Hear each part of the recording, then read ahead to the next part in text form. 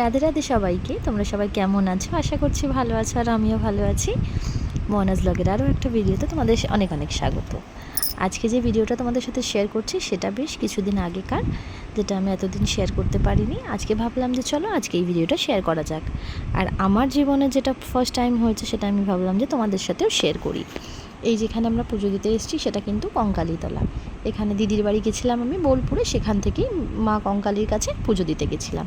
এটা কিন্তু সতীপীঠের মধ্যে একটা পীঠ। আমি জানি না কজন জানো, বাট এটা কিন্তু একটা পীঠ। আর যেই সতীপীঠের ফার্স্ট এটাই কিন্তু আমার দর্শন হয়েছে। এর আগে কিন্তু আমি কোনো সতীপীঠেই আমার যাওয়া হয়ে ওঠেনি।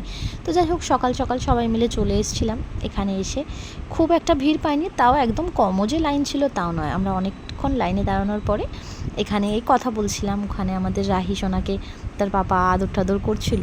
অনেকটা গরমও সেদিন ছিল, এমন নয় যে ওয়েদার ভালো ছিল। তো যাই হোক, আমরা 4 বোন এসেছিলাম, আরও একজন যদিও মিসিং, সেখানে বাচ্চি। আমরা সব জায়গাতে চেষ্টা করি একসাথে যাওয়ার, কিন্তু বহু বছর পর আবার আমরা এত সবাই একসাথে হতে পেরেছি। এর আগে আমার ঠিক দিদির বাড়ি সেরকমভাবে যাওয়া হয়ে ওঠেনি। আর এবার আগে থেকেই প্ল্যান ছিল দিদির বাড়ি যাব। বোনেরও যাওয়ার কথা ছিল, বাট ওর অফিস থেকে ছুটি পায়নি বলে ও যেতে পারিনি। তো যাই হোক, আমি গেছিলাম। ওখানে দীপি, পিনু ওরা দুজনও গেছিলো।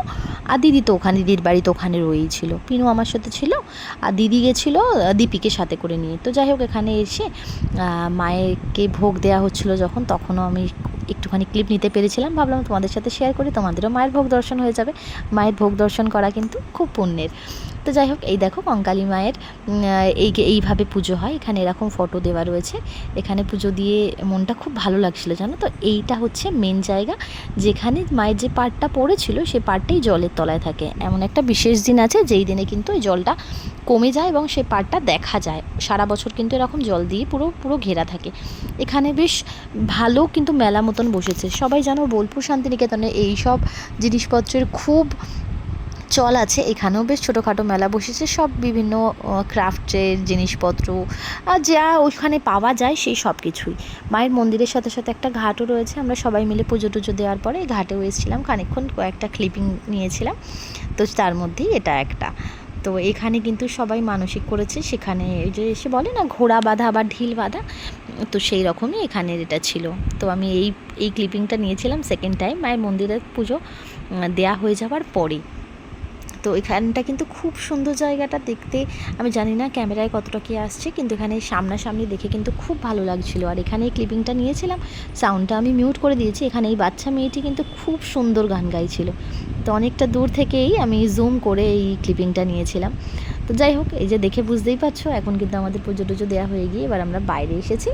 আমাদের জুতো টুতো যেখানে রাখা ছিল সেগুলো নেব বলে আমাদের পুজো টুজো দিয়ে তারপরে আমরা একটা ওখানে পাশেই ছোটোখাটো দোকান রয়েছে সেখানে খেতে এসেছিলাম। দেখো রাহি আমাদের দিকে তাকিয়ে কত স্মাইল করছে। তো এখানে সবাই যে যার মতন খাবার দাবার খেয়ে তারপর আমরা বেরিয়ে যাব বলে ভাবলাম। তো সাথে সাথে একটা শিব মন্দিরও ছিল, সেখানে সেই মন্দিরটাও দর্শন হয়ে গেল।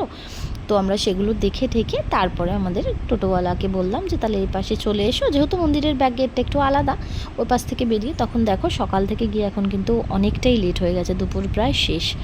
তো যাই হোক, এই যে মায়ের মন্দিরে ঢোকার আগে এই গেটটা পরে, যাওয়ার সময় আমি এটা ক্লিপিং নিতে পারিনি, এসে নিয়েছি। তো এই যে বাড়ি এসে আমরা খানিকক্ষণ খেলাধুলা করছিলাম। রাহি ছিল, ঋদ্ধি ছিল, আমরা এখানে গল্প টল্প করছিলাম। ওকে দেখতে বলা হচ্ছিলো ক্যামেরার দিকে, তো সে তো তাকাবে না। তারপরে এপাশে ঋদ্ধি এসে তাকে আবার এদিকে তাকিয়েছে। তো যাই হোক, এইসব ক্লিপিংগুলো নিয়েছিলাম বলে তোমাদের সাথে শেয়ারও করতে পারছি। আর এটা একটা সেভও রয়েছে, ইন ফিউচার আমি এটাকে দেখতেও পারবো।